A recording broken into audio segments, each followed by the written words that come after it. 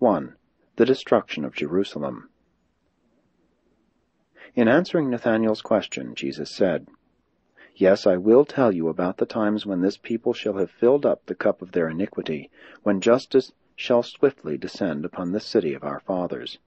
I am about to leave you. I go to the Father. After I leave you, take heed that no man deceive you, for many will come as deliverers, and will lead many astray. When you hear of wars and rumors of wars, be not troubled, for though all these things will happen, the end of Jerusalem is not yet at hand. You should not be perturbed by famines or earthquakes, neither should you be concerned when you are delivered up to the civil authorities, and are persecuted for the sake of the gospel. You will be thrown out of the synagogue and put in prison for my sake, and some of you will be killed. When you are brought up before governors and rulers, it shall be for a testimony of your faith, and to show your steadfastness in the gospel of the kingdom. And when you stand before judges, be not anxious beforehand as to what you should say, for the Spirit will teach you in that very hour what you should answer your adversaries. In these days of travail, even your own kinsfolk, under the leadership of those who have rejected the Son of Man, will deliver you up to prison and death. For a time you may be hated by all men for my sake, but even in these persecutions I will not forsake you. My Spirit will not desert you. Be patient. Doubt not that this gospel of the kingdom will triumph over all enemies and, eventually, be proclaimed to all nations." Jesus paused while he looked down upon the city. The Master realized that the rejection of the spiritual concept of the Messiah, the determination to cling persistently and blindly to the material mission of the expected deliverer, would presently bring the Jews in direct conflict with the powerful Roman armies, and that such a contest could only result in the final and complete overthrow of the Jewish nation. When his people rejected his spiritual bestowal and refused to receive the light of heaven as it so mercifully shone upon them, they thereby sealed their doom as an independent people with a special spiritual mission on earth. Even the Jewish leaders subsequently recognized that it was this secular idea of the Messiah which directly led to the turbulence which eventually brought about their destruction. Since Jerusalem was to become the cradle of the early gospel movement, Jesus did not want its teachers and preachers to perish in the terrible overthrow of the Jewish people in connection with the destruction of Jerusalem. Wherefore did he give these instructions to his followers? Jesus was much concerned lest some of his disciples become involved in these soon-coming revolts, and so perish in the downfall of Jerusalem.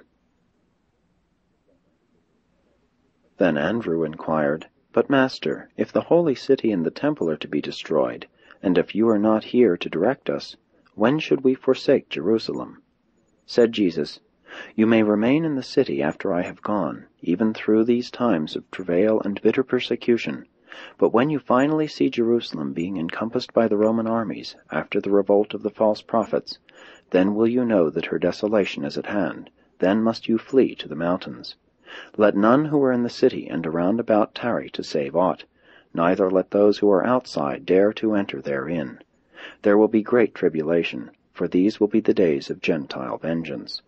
And after you have deserted the city, this disobedient people will fall by the edge of the sword, and will be led captive into all nations. And so shall Jerusalem be trodden down by the Gentiles. In the meantime, I warn you, be not deceived.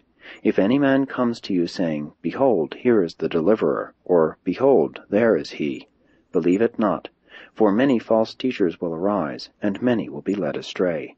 But you should not be deceived, for I have told you all this beforehand."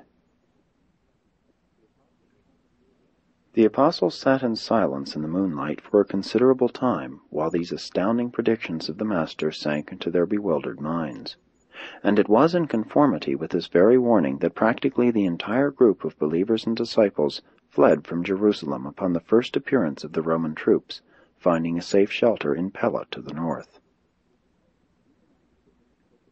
Even after this explicit warning, many of Jesus' followers interpreted these predictions as referring to the changes which would obviously occur in Jerusalem when the reappearing of the Messiah would result in the establishment of the New Jerusalem and in the enlargement of the city to become the world's capital.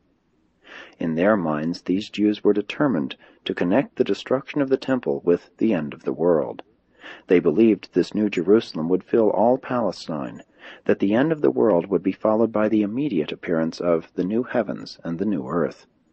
And so it was not strange that Peter should say, "Master, we know that all things will pass away when the new heavens and the new earth appear, but how shall we know when you will return to bring all this about?" When Jesus heard this, he was thoughtful for some time and then said, "You ever err, since you always try to attach the new teaching to the old. You are determined to misunderstand all my teaching. You insist on interpreting the gospel in accordance with your established beliefs. Nevertheless, I will try to enlighten you."